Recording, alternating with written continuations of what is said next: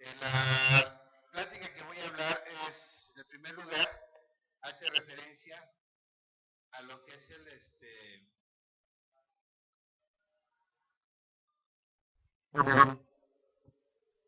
primero es el reporte meteorológico. En la práctica nacional de emergencia, normalmente cuando estamos haciendo esa práctica, lo que procuramos pasar es un reporte meteorológico, pero muchos de nosotros no contamos con una estación meteorológica más que la que podemos bajar de internet a través de Weather on the Ground, que es la principal fuente de información. Pero, ¿qué pasa cuando no tenemos acceso a internet o cuando estamos en una situación en donde es importante pasar un reporte meteorológico y no tenemos ningún elemento para hacerlo? No tenemos quizás más que un termómetro para medir la temperatura, y eso es lo único que tenemos. Bueno, para iniciar, pues podemos primero identificar los diferentes tipos de nubes, que eso lo podemos hacer a simple vista. Basta con que nos asomemos afuera y podamos ver nosotros qué tipos de nubes son los que tenemos, y estos diferentes tipos de nubes nos van a dar información sobre la probabilidad del clima. ¿Sí? Ese es un poquito, o sea, ¿dónde está? Las nubes más altas son los cirrus, que son nubes que están más arriba de los 15,000 metros de altura. Esas son nubes normalmente que se presentan, ahorita los describo con más precisión: los cirrus cúmulos, los cirrus limbus, altocúmulos, altoestratus, estratocúmulos, cúmulos y las grandes cúmulos limbus, que normalmente cuando tenemos una nube de esas características es que vamos a tener una tormenta. Exactamente, tenemos la más fuerte tormenta y eso es lo que vamos a tener. Estos números, las cirrus, las nubes altas, generalmente se forman filamentos blancos. Sí.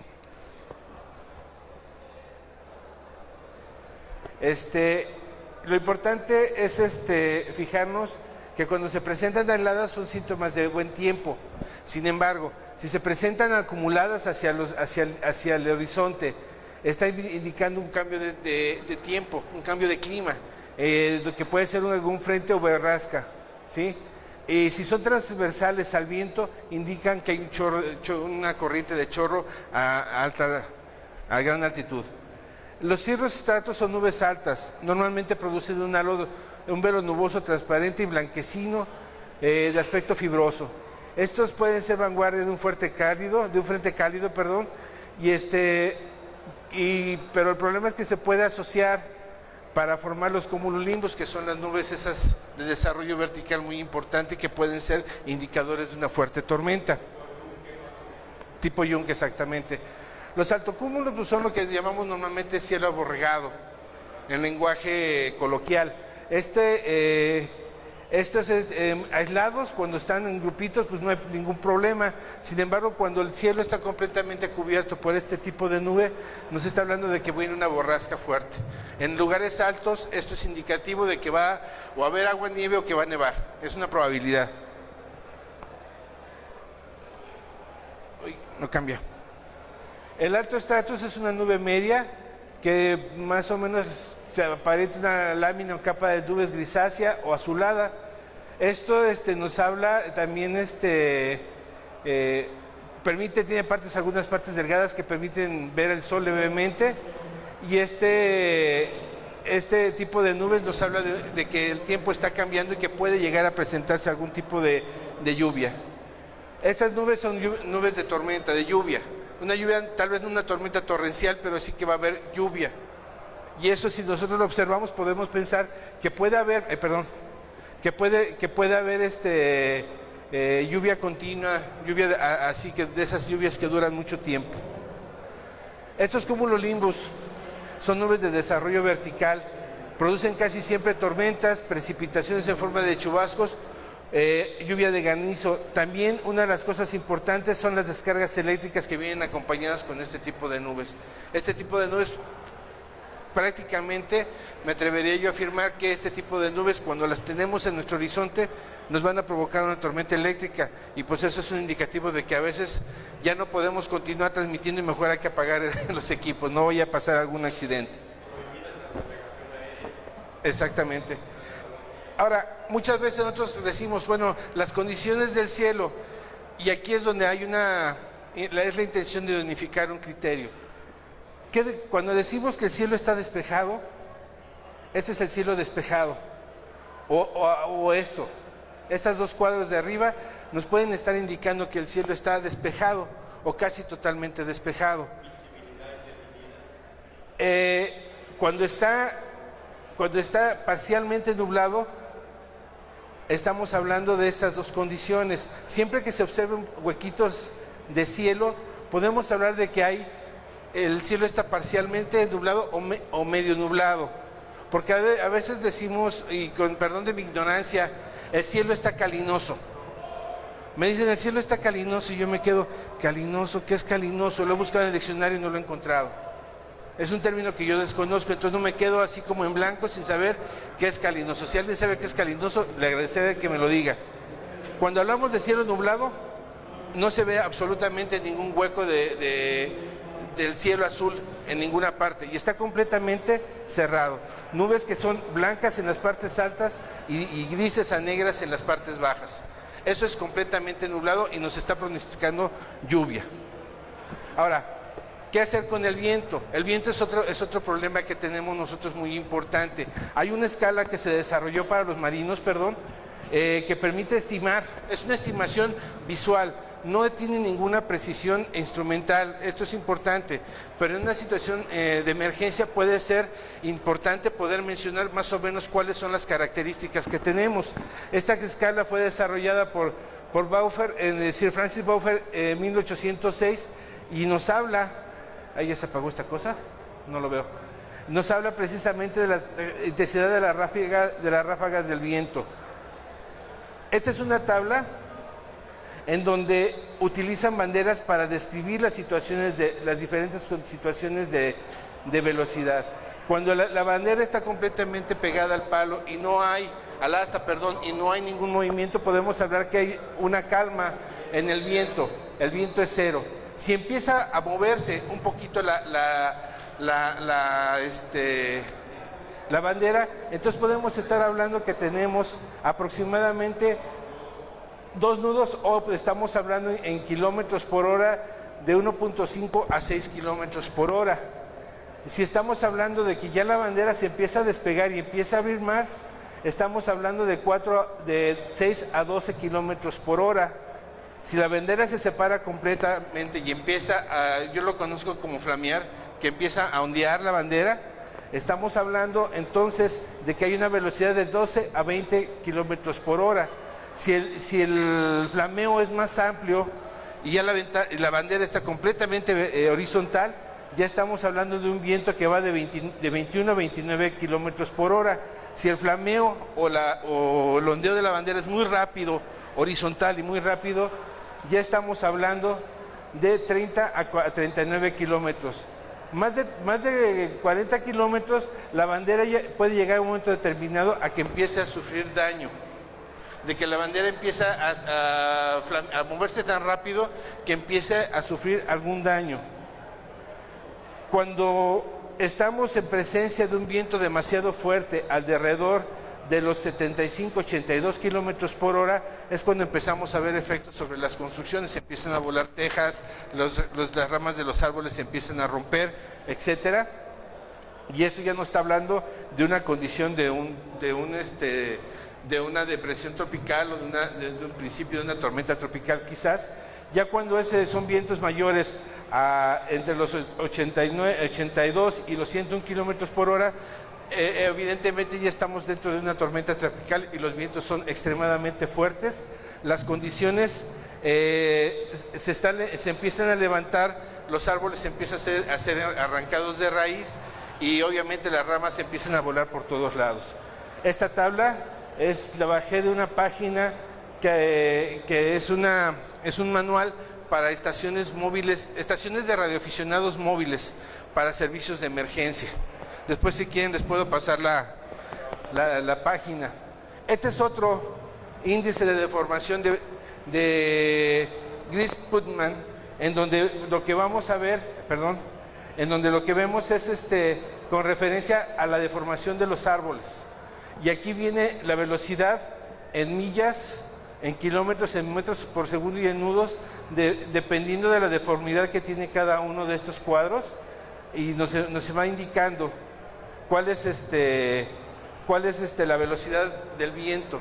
Repito, muchas veces cuando hacemos el reporte a la práctica de la Red Nacional de Emergencia, decimos no tenemos datos, pero a veces nada más con asomarnos tantito a la puerta de nuestra casa, nosotros podemos ver más o menos cómo está el clima.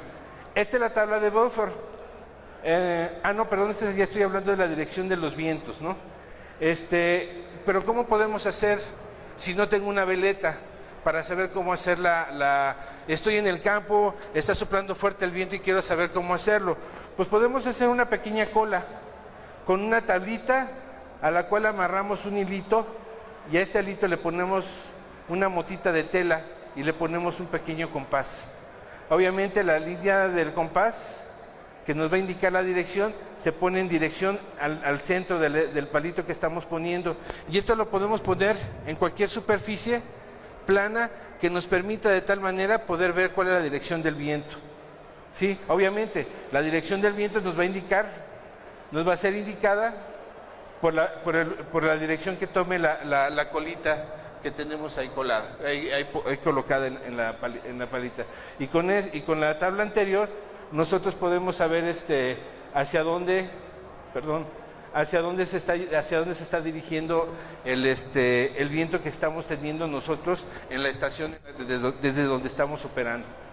La siguiente es en cuanto a la humedad relativa. Aquí en el caso de la humedad relativa sí requerimos de algún instrumento, no lo podemos estimar, no hay manera de hacerlo de otra manera más que a través de tener algún instrumento que pueden ser los higrómetros. El higrómetro más fácil, más práctico que se puede conseguir es un higrómetro de cabello, se les llaman. Permíteme un tantito. Fue descubierto hace muchos años, desde el siglo XVII se descubrió que el pelo humano cambia su longitud de acuerdo al grado de humedad que hay en el ambiente, y con este descubrimiento se desarrollaron los higrómetros los barómetros aneroides, cuyas ventajas, lo que nos hace, nuestra presión atmosférica, pero olvídenlo, podemos utilizarlo por aquí. Ahorita les acaban de mostrar uno, en donde es un alambrito de cobre, que de acuerdo a la temperatura, la relación que se establece en la temperatura, se estire, cambia su longitud, y eso nos indica el porcentaje de humedad relativa existente en el ambiente.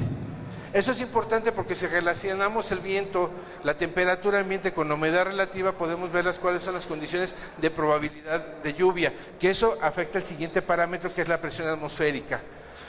Nosotros, por ejemplo, cuando tenemos una tormenta muy fuerte, lo primero que empezamos a notar es que la temperatura empieza a bajar, empieza a aumentar la humedad relativa y la presión atmosférica empieza a descender.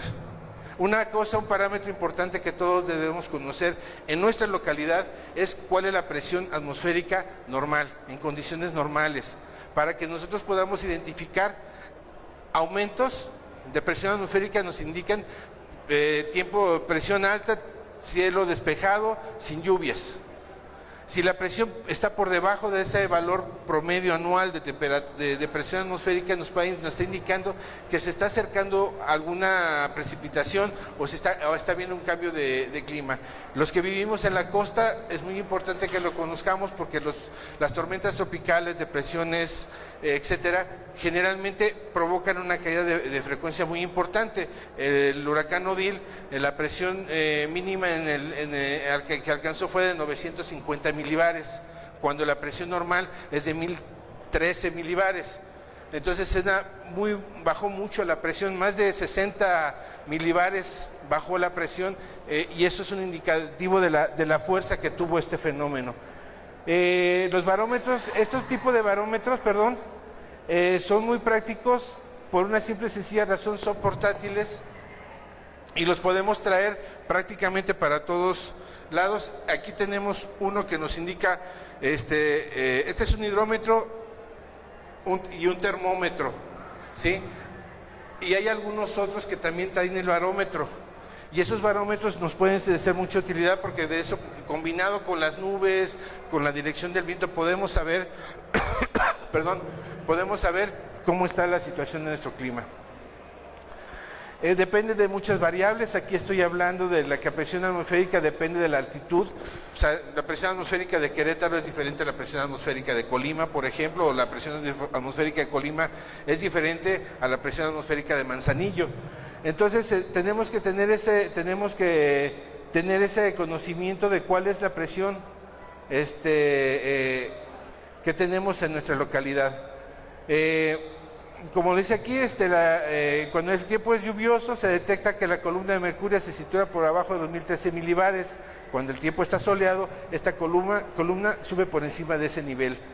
Un anticiclón tiene una presión muy por encima de los 1040 milibares, de los 1013 milibares, y la presión de una tormenta puede llegar a disminuir hasta a 950 milibares. Todos sabemos que uno de los factores más importantes que nosotros tenemos es la temperatura, es el principal indicativo que tenemos de las condiciones del clima en una localidad determinada. En este caso, sabemos que, bueno, normalmente nosotros lo que hacemos es reportar la temperatura en grados centígrados. La otra escala que comúnmente se utiliza son los grados Fahrenheit, y esta es la fórmula para hacer la conversión de grados centígrados a grados Fahrenheit, ¿sí?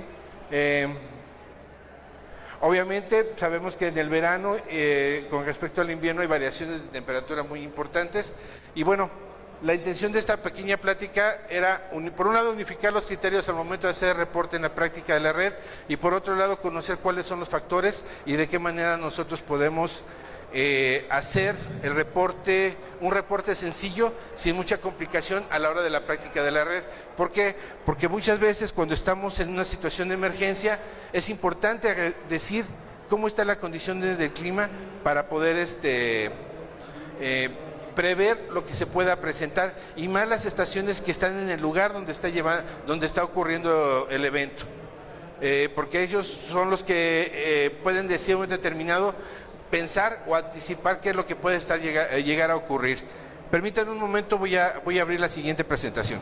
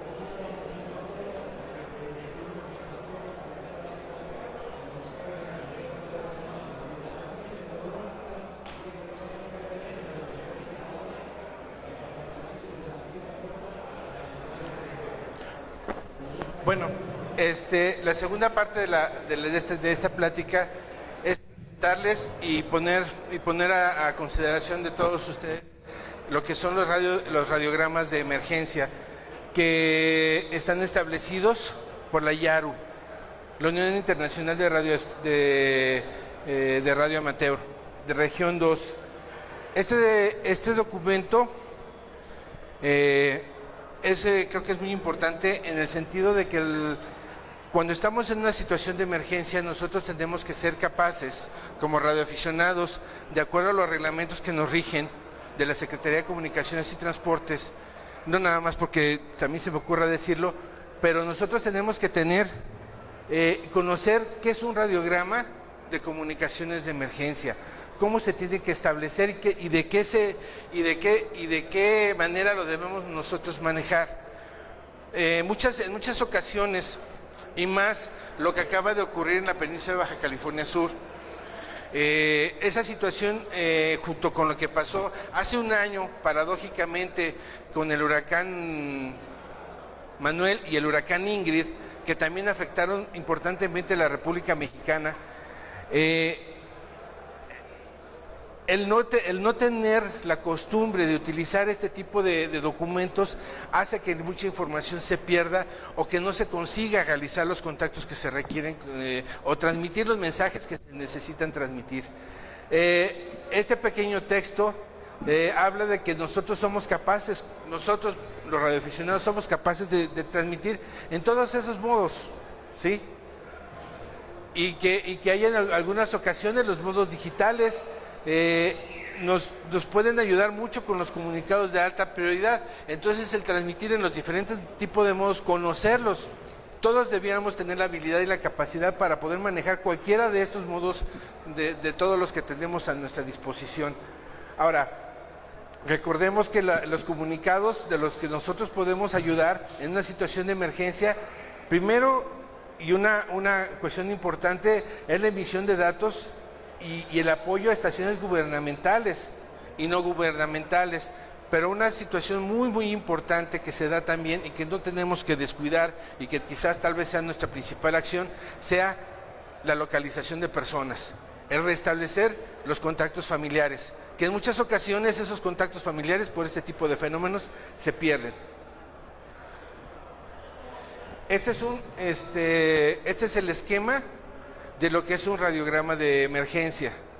Es el radiograma de emergencia que ustedes encuentran en los documentos de la YARU. Esos documentos se encuentran en la pestaña, en la página de la Red Nacional de Emergencia, donde dice documentos, encuentran estos documentos. Claro, lo ideal es ponerlo en un formato que lo podamos utilizar. ¿De qué se trata? ¿Cuáles son la estructura qué es la estructura de este radiograma de emergencia? Tenemos 4 partes principales, lo que son digamos, los datos del mensaje que se está recibiendo, la dirección de quién lo está enviando, inclusive no solamente su nombre, sino inclusive hasta los posibles teléfonos para su localización. En esta parte de aquí va el texto del mensaje, lo que el mensaje lo que están queriendo decir, que en el ideal, en el punto más ideal, no debe de ser un mensaje de más de 25 palabras. Un mensaje de más de 25 palabras se empieza a complicar. En esta parte de aquí abajo se tiene que poner la persona que está enviando el radiograma. Y finalmente, para el radioexperimentador o el radioaficionado que está recibiendo, lo tiene que decir de dónde lo está recibiendo, la fecha, la hora y cuándo lo está enviando, a quién lo está enviando, qué día y a qué hora. ¿Sí? Ahora, acá arriba nos vamos en la primera parte, el número de mensaje. Es muy importante porque nosotros podemos identificar precisamente con mucha precisión qué mensaje se está enviando. ¿Sí? El segundo cuadro, la precedencia. Esto es la importancia que tiene el mensaje. Pueden ser mensajes de rutina, ¿sí? Mensajes que no tienen ninguna importancia y que solamente son informativos. Hay 5 estaciones operando en tales frecuencias, punto. Es un mensaje de rutina. Mensaje de prioridad ya es un mensaje más complejo, más importante, que tiene más información. Y el siguiente mensaje es el mensaje de emergencia. Ese mensaje lleva prioridad sobre todos los demás. ¿Sí? Es el mensaje que tiene que salir, aunque sea el mensaje 10 que hemos nosotros recibido, es el primer mensaje que tiene que salir, porque es un mensaje muy importante, que puede ser localizar a una persona, que puede ser algún requerimiento que de una autoridad a otra autoridad en el lugar del evento. En la estación de origen, aquí es donde nosotros Por ejemplo, vamos a decir aquí en esta estación de origen se tiene que anotar el indicativo de la estación que está emitiendo el mensaje, aunque esa estación no sea la que está necesitando el apoyo. Ay, perdón. Ahí. Inventos del hombre blanco. Aquí se tiene que poner el número de palabras. El número que está aquí tiene que estar acá. En comunicaciones de emergencia no podemos permitir que nos pase el teléfono descompuesto. Tenemos que ser capaces de transmitir con precisión la información que nos sea requerida, tanto enviarla como retransmitirla, porque muchas veces la estación o el destino final del mensaje no es posible alcanzarlo de ninguna manera y se necesitan hacer 1, 2 o más relevos.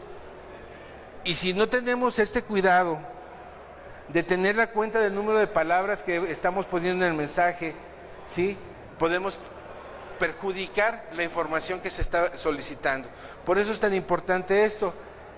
Aquí se tiene que colocar el lugar de origen, a qué hora se llenó el mensaje, la hora y el día. Esto es importante porque aquí es importante en el sentido de que con eso nosotros podemos saber si el mensaje fue inmediatamente enviado o si hubo un retraso en el mensaje.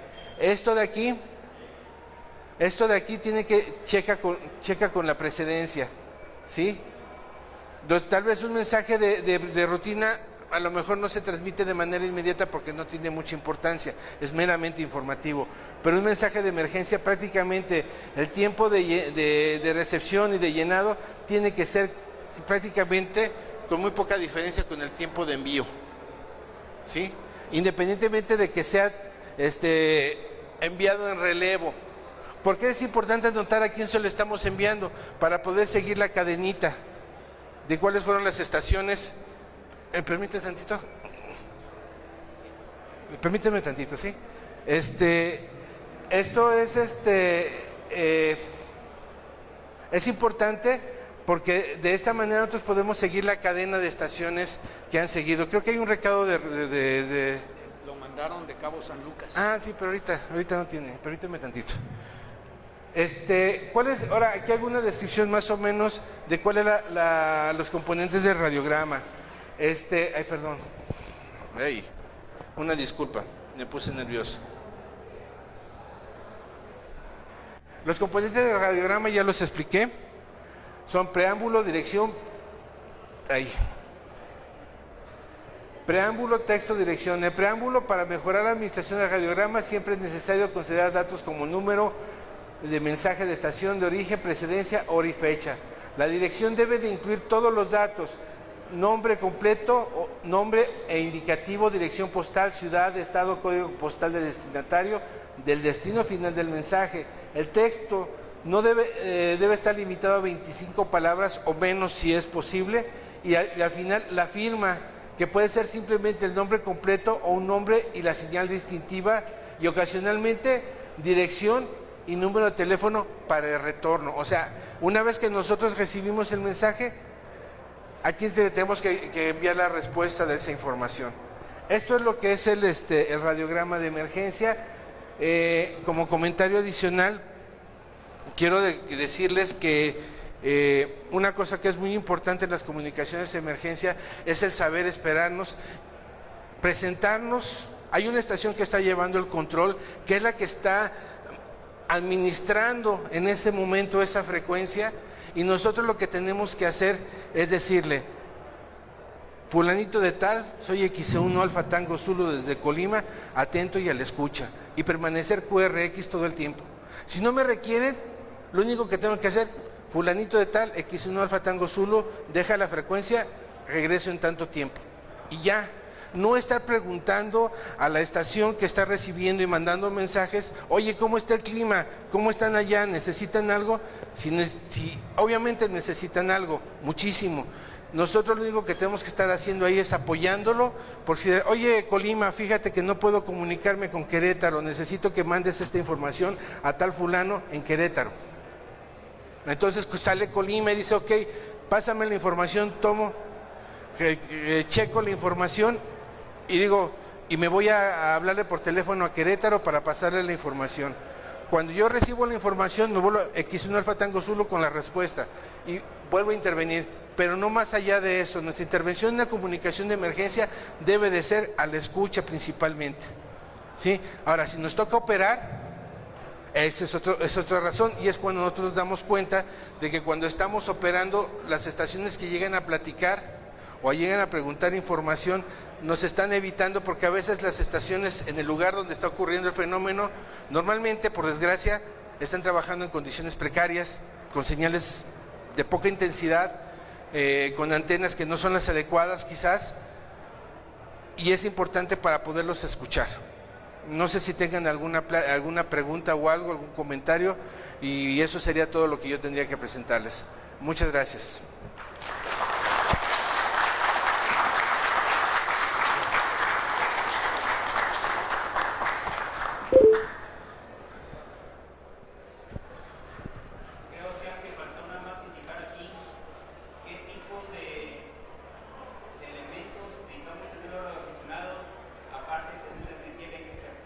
Ok.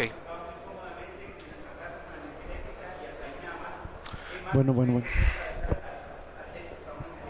Gracias, se me estaba olvidando otro detalle. Una de las cosas, creo que una de las... tener una estación de radio, como dice Ismael, X1 Alfa Yankee, no solamente debe de ser el equipo que podemos tener cómodamente en la sala o en algún lugar de nuestra casa, idealmente en nuestro cuarto de radio. Yo creo que tendremos que prepararnos para poder tener una estación portátil que nos permita operar en cualquier tipo de condición. Una de las cosas que nosotros debemos procurar tener es un equipo que podamos desplazar con comodidad, con facilidad. No, o sea, son muy bonitos los radios, esos grandotes, el Tango Sierra 920, que es precioso, que es muy buen radio, pero que no podemos operarlo en el campo. Un humilde Tango Sierra 50 de la Kingwood puede operar magníficamente en cualquier condición, ¿sí? Aunque mi amigo Miguel allá se botaneaba de mí el otro día que quise transmitir, y según yo era capaz de transmitir de cualquier lado y no pude, pero ahorita ya puedo hacerlo porque me dediqué a construir una estación portátil de emergencia que opera con baterías y con un dipolo multibanda. Que construí para poder ser colocado a muy baja altura. Normalmente nosotros pensamos como radioaficionados que un dipolo de 40 metros tiene que estar a 20 metros de altura para que pueda funcionar adecuadamente. No es cierto. Yo acabo de estar, el 20 y tantos de agosto estuve en la Sierra de Manantlán, allá en el estado de Jalisco, en la reserva de la biosfera de Manantlán, con un Tango Sierra 50, con una batería de 12 volts y 13 amperes, transmitiendo con 50 watts de potencia y con un dipolo para 40 metros colocado a esta altura.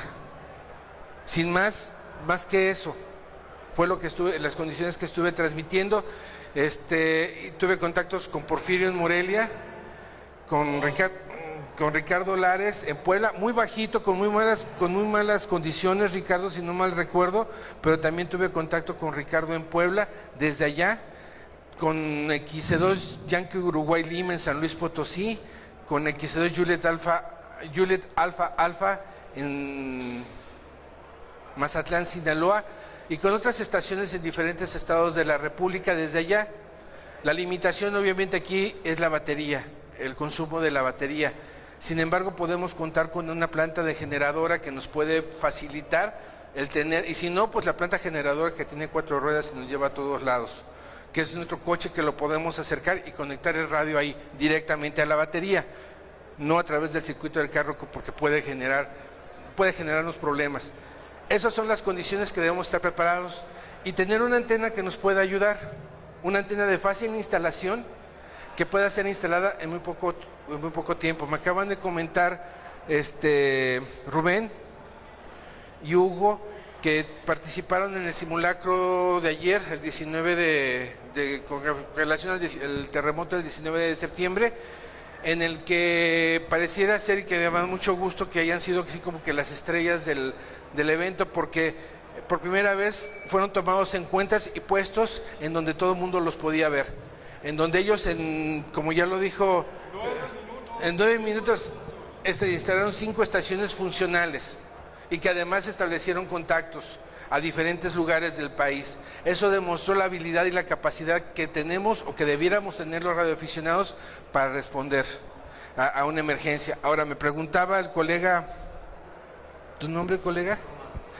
Román me preguntaba, ¿cuáles son las frecuencias? Bueno, en México tenemos, si me falla la memoria, Ricardo, me recuerdas, en 80 metros, que normalmente es una banda que funciona, digamos, medianamente bien, porque siempre es muy ruidosa esa banda, en 3690, ¿sí? Y preferiblemente a partir de las 9, 10 de la noche es cuando tiene mejores condiciones, es una banda nocturna primordialmente.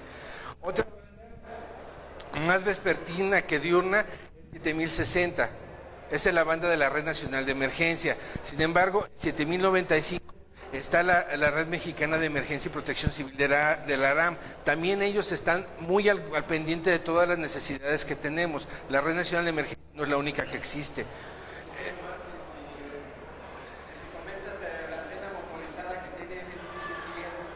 Ok. Sí, por ejemplo, en el caso de Omar, no me acuerdo cómo se llama, creo que le llaman antenas de tornillo, que son unas antenas, ¿dónde? Son como tornillos, tienen un motorcito de taladro que sube y baja una bobina y eso permite entonar en diferentes frecuencias, en diferentes bandas.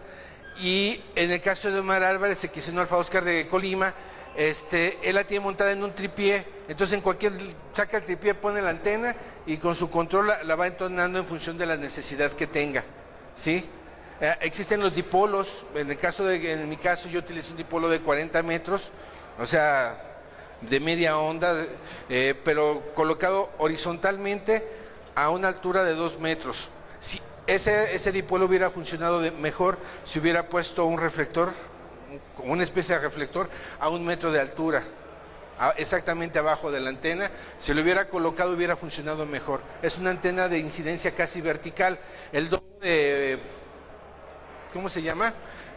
El óvulo de radiación no son horizontales, sino que son casi en ángulo de 90 grados. Esas antenas teóricamente tienen un alcance aproximado de hasta 300, 400 kilómetros a partir del punto de transmisión.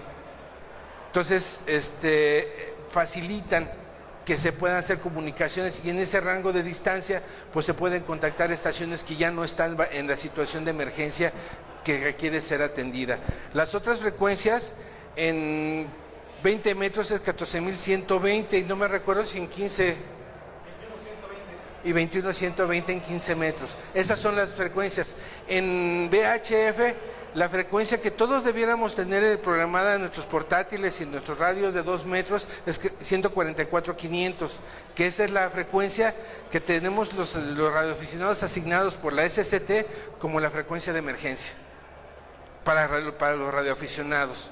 Entonces, inclusive como una sugerencia, en Colima no lo hacemos una vez al mes, pero hacemos una pequeña práctica de comunicación de red de emergencia a nivel local a través de 144.500, que es la frecuencia que debemos de utilizar en 2 metros en casos de emergencia. Obviamente pues existen los repetidores, etcétera, pero lo más importante de las comunicaciones de emergencia, repito, es el saber cómo trabajarlas como radiooperadores. Número 1, si me toca a mí ser radiooperador y estar recibiendo y transmitiendo la información y en un momento determinado ser estación control de una emergencia, tengo que saber cómo hacerlo. Tengo que tener la autoridad suficiente, sentirme con la autoridad suficiente para inclusive pedir callar a alguna persona que esté interrumpiendo. Y los demás no deben de sentirse ofendidos, deben de entender que es una emergencia y que puede haber estaciones más débiles que a lo mejor no las escucho porque alguien está hablando, alguien me está preguntando, oye, ¿y está lloviendo? Espérame tantito, ve el reporte meteorológico en Guardia Underground y dame chance de seguir recibiendo información. Eso yo creo que es lo más importante, el saber cómo comportarnos en una condición, en una situación de emergencia. Y si me toca hacer estación participante, saber que lo que tengo que hacer es escuchar. Y en los manuales de la misma Yaru, hay varios manuales en donde hablan cuáles son los procedimientos de operación en condiciones de emergencia. Ustedes lo pueden leer. Lo que ellos dicen es presentarse y permanecer en silencio a la escucha para poder responder cuando seamos requeridos. No se vale decir, aquí estoy, y me voy a la cocina por mi café, me voy a ver cómo va la novela, etcétera. Si voy a estar en el radio, aunque esté haciendo cualquier otra cosa, pero en un lugar donde yo pueda responder en caso de ser requerido. En ocasiones a mí me ha tocado, como operador de la Red Nacional de Emergencia, cuando me tocan los turnos de que opero, que necesito, que me preguntan, oye, se acaba de reportar un colega X, oye, necesito un enlace con fulano, te busca fulano en tal, ¿estás en frecuencia? Silencio. Muchas veces llegamos a la Red Nacional, me reporto X1 Alfa Tango Zulu, aquí estamos, y a los 5 minutos ya me fui. Se siente gacho que al terminar la práctica de la Red Nacional, de 30 estaciones que recibí, solamente 2 se quedan para decirme, sean buenas noches, que descanses. O si yo vuelvo a pasar una lista, no escuchar a nadie. Y desafortunadamente, me comentaba Pepe Levy que él hace 12 años o 14 años que empezó como estación control, no me acuerdo el nombre de la persona que en ese momento era el director de la Red Nacional de Emergencia, Pepe Levy, porque antes nada más eran prácticas de la Red Nacional de Emergencia.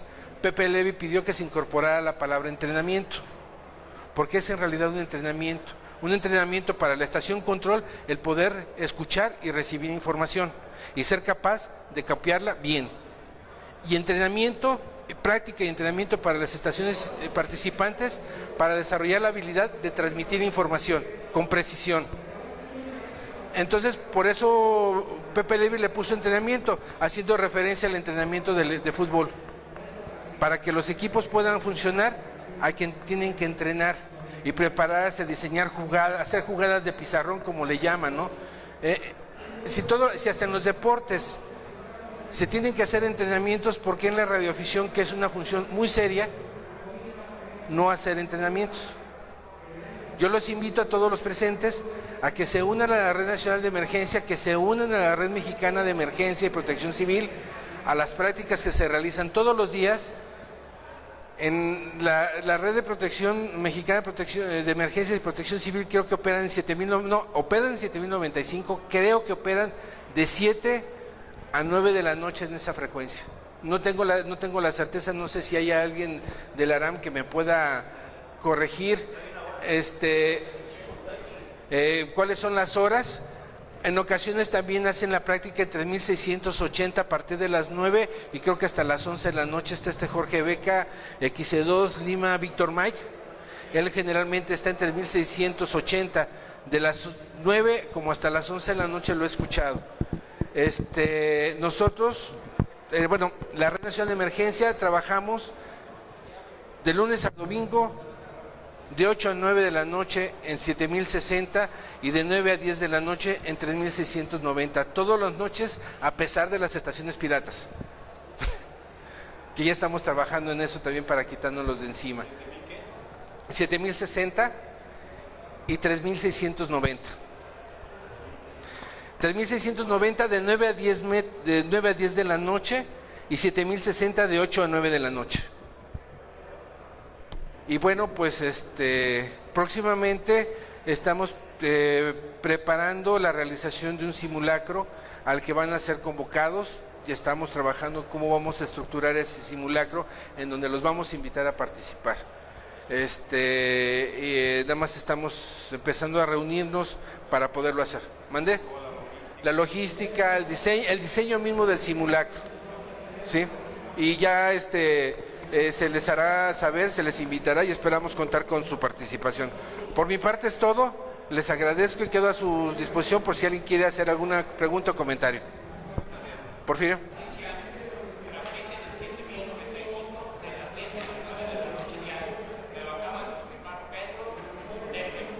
Ah, ok. Ya tienen la información. La RAM transmite 7095 desde las 7 de la noche hasta las 9. Ahí hay también muchas estaciones que están todos los días, de lunes a domingo, trabajando. Pues esperamos contar con su apoyo. Recuerden que es necesario, desafortunadamente. Último comentario. Yo vivo en Colima, en el estado de Colima. Por las características que tiene el estado, por sus características naturales y por las condiciones humanas que hay y que prevalecen en el estado, tengo la certeza que algún día voy a necesitar de la ayuda de todos y cada uno de los que están aquí sentados, porque puede temblar, puede hacer erupción el volcán, puede haber un huracán, puede haber un accidente provocado de tipo industrial y vamos a necesitar contar con el apoyo de los radioaficionados. Así que, colegas, por favor, muchas gracias, que tengan buena tarde y que disfruten este evento del radio.